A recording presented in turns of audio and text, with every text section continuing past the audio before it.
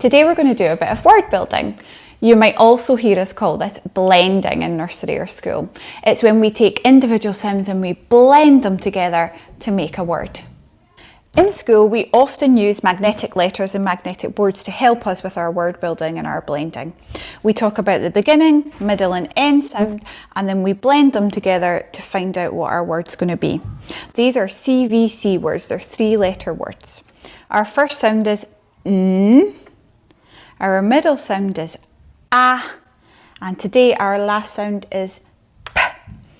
Make sure you spend time going over each sound. N, A, P, N, A, P. I'm going to start with the first sound and I'm going to blend it along and see what I get. Na,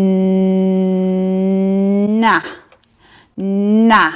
The N has blended with the A to give us na.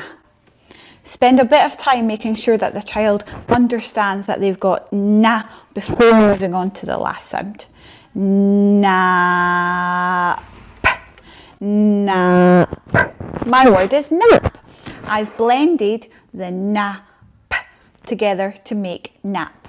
You can also try this at home using anything that you've got. You might have magnetic letters, you might have foam letters, you might make your own flashcards, or you might have some flashcards from school.